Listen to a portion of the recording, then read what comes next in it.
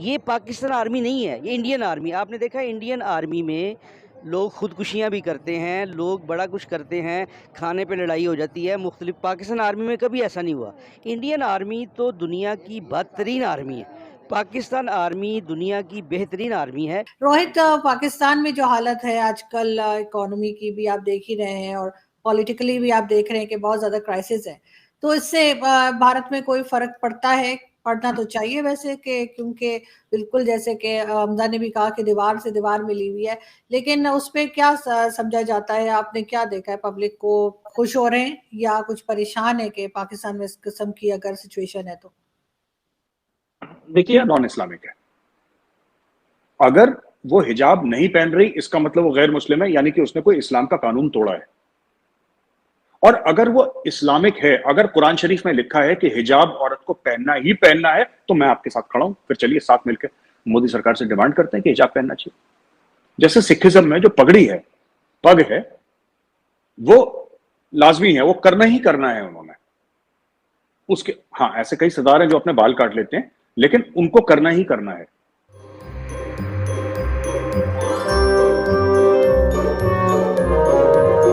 एक और घर है जैसे मेरा, मुझे कभी ऐसा नहीं लगेगा कि मैं कहीं और गई हूँ। बहुत ज़्यादा लोग अच्छे हैं और बहुत प्यार देते हैं, बहुत रिस्पेक्ट करते हैं, और इसीलिए हम कोशिश करते हैं कि हम इस तरह की डिबेट करें, इस तरह की बात करें कि ये जो है, जो 75 साल से होता चला आ रहा है, वो आगे ना बढ़े।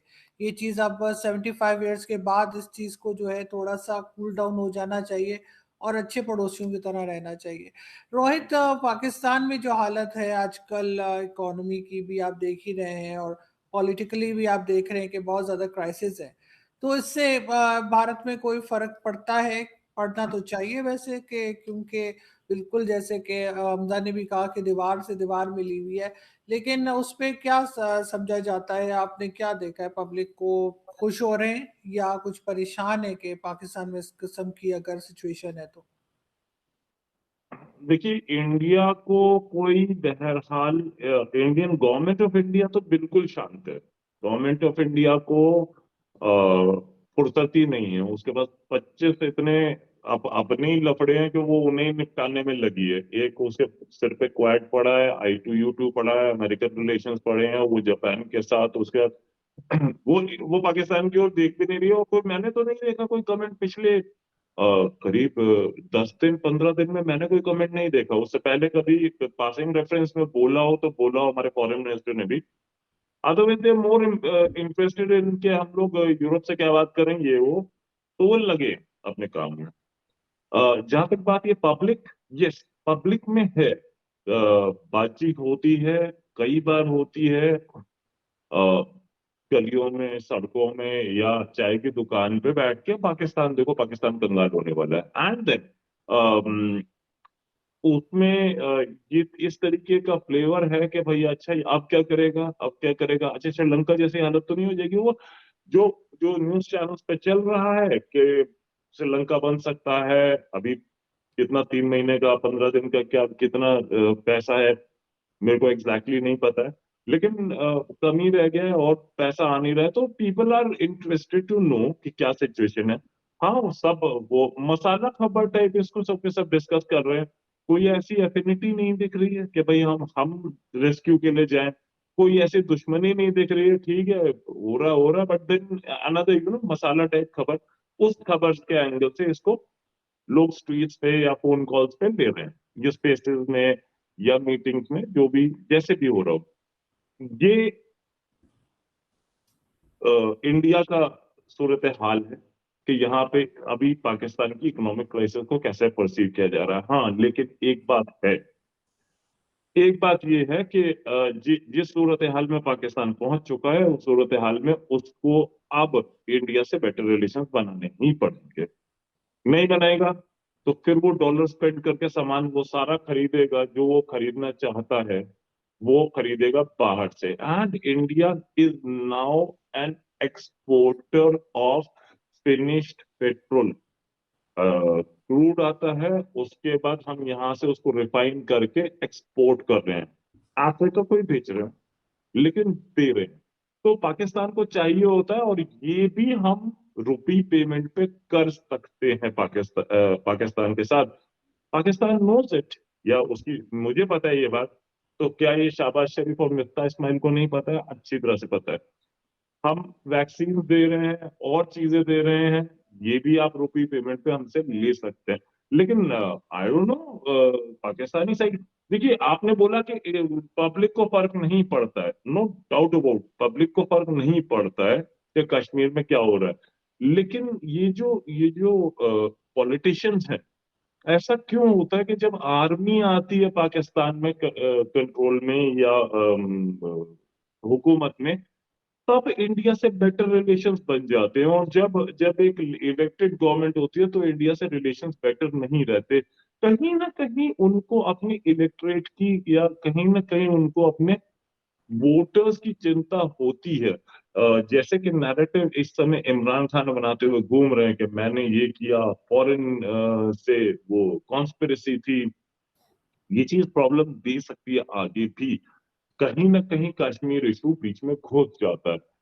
इंडिया बहुत कुछ दे सकता है, इंडिया से फिनिश कुछ जाते ही हैं, वैक्सीन जाती ही है, साथ में आपको कॉटन, जिस पर आपकी टेक्सटाइल इंडस्ट्री डिपेंड कर रही थी, नहीं दिया।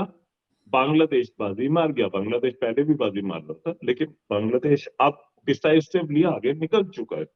तो ये सारी चीजें पाकिस्तान को समझनी पड़ेंगी, और समझते भी हैं, ऐसा नहीं है। Shehbaz Sharif is a seasoned politician, he knows it.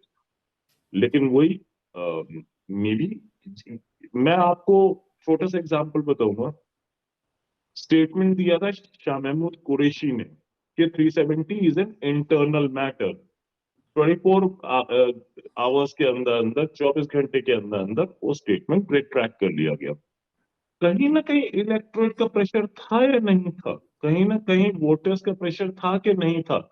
Otherwise वो क्यों रिट्रैक्ट करेंगे? आर्मी भी बोल रही है कि बातचीत करो, और आपके दूसरे लीडर्स भी बोल रहे हैं बातचीत करो, लेकिन कहीं ना कहीं स्टेटमेंट्स रिट्रैक्ट हो रही हैं, तो इसका मतलब वो लोग नेक्स्ट इलेक्शन को देखते हुए कर रहे होंगे शायद, हो ताकि सकता है आप लोग इसका बिकॉज बेटर, यू कैन जी हैव अ जी बेटर एनालिसिस ऑन इट।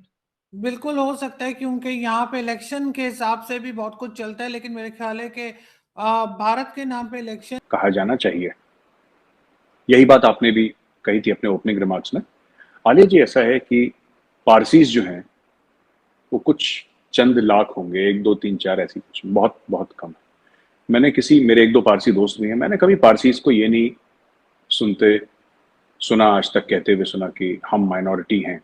ये मैंने किसी पारसी के मुंह से नहीं सुना, आज तक नहीं सुना। मैंने किसी के सिख के मुंह से, सरदार के मुंह से नहीं सुना कि हम माइनॉरिटी हैं। मैंने कभी किसी जैन के, कभी बुद्धिस्ट के, किसी क्रिश्चियन के भी, मैं क्रिश्चियन स्कूल्स में पढ़ा हूँ। वो माइनॉरिटी इंस्टीट्यूशन होगा एक एक लीगल तरीके से, बट जो मैं पर्सनल जो हम लोग बातचीत करते हैं, मेरे ईसाई दोस्त भी रह चुके हैं। मैं तो क्लास 3, क्लास 4, क्लास 5 तो मैं सेंट एडमंड शिलोंग है, एक शिलोंग है नॉर्थ ईस्ट ऑफ इंडिया में, मेघालय स्टेट में, उसकी कैपिटल है, मैं वहां पे पढ़ा हूँ, और सेंट एडमंड्स में, और उसके अलावा मैं सेंट स्टीफेंस कॉलेज में भी पढ़ा हूँ दिल्ली में, जो कि एक क्रिश्चियन इंस्टीट्यूशन है बाय द वे। लेकिन मैंने किसी ईसाई को, किसी ईसाई मित्र को, किसी ईसाई दोस्त को ये बोलते हुए नहीं देखा कि हम लोग माइनॉरिटी में हैं। ये हमारे जो पॉलिटिकल लीडर्स हैं उन्होंने शुरू से ही, और इसमें मैं मुसलमानों की गलती नहीं मानता, इसमें भारत के जो पॉलिटिकल लीडर्स हैं डे 1 1947 से, उन्होंने मुसलमानों के दिमाग में ये बात डाल दी कि तुम ऐसे हो, तुम वैसे हो, तुम ऐसे हो, तुम वैसे हो, तुम परेशान हो, तुम्हारा ये हो रहा है, तुम एक जिसको कहते हैं सीज मेंटालिटी, कि तुम हर जगह से घिरे हुए हो, राइट। अब मैं एक बात पूछता भी हूं, आपके व्यूअर्स से पूछता हूं, आपसे भी पूछता हूं।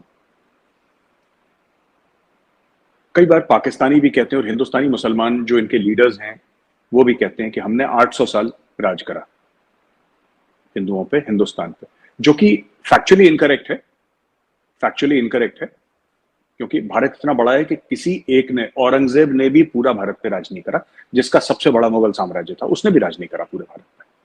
It is impossible. इतना बड़ा मुल्क है कि कोई बोले कि मैंने पूरा यहाँ पे सिकंदर नहीं घुस पाया ठीक से अंदर, तो फिर हम चंगेज खान नहीं आया यहाँ पे, तो हम बोलेंगे जी औरंगजेब आलमगीर ने पूरे बड़े सगीर पे, पूरे सब कॉन्टिनेंट पे राज कर लिया, तो गलत बात है।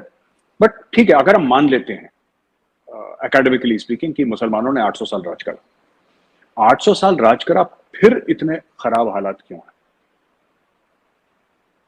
देखिए, बहादुर शाह जफर आखिरी मुगल थे, उनके बाद कंपनी बहादुर की सरकार आई, या फिर उनके दौरान कंपनी बहादुर की ईस्ट इंडिया कंपनी की सरकार थी, फिर उसके बाद क्राउन को चली गई, जो राजा था वहां पे उसको सरकार चली गई। मैं आपसे ये पूछता हूँ, फिर ऐसा किस तरीके से है कि इतना बुरा हाल हो गया, और गरीबी, ये सब, पढ़ाई लिखाई में, हर चीज में। सच्चर कमेटी रिपोर्ट आप देखेंगे तो सच्चर कमेटी रिपोर्ट एक रिपोर्ट है जो कहती है कि मुसलमानों की जो सोशियो इकोनॉमिक प्रोग्रेस है इंडिया में, वो सबसे नीचे है। अच्छा, दूसरा ये भी सच है कि सरकार ने अरबों डॉलर खर्च कर दिए मुसलमानों के उत्थान के लिए, उनकी प्रोग्रेस के लिए। तो ये अरबों डॉलर गए किधर?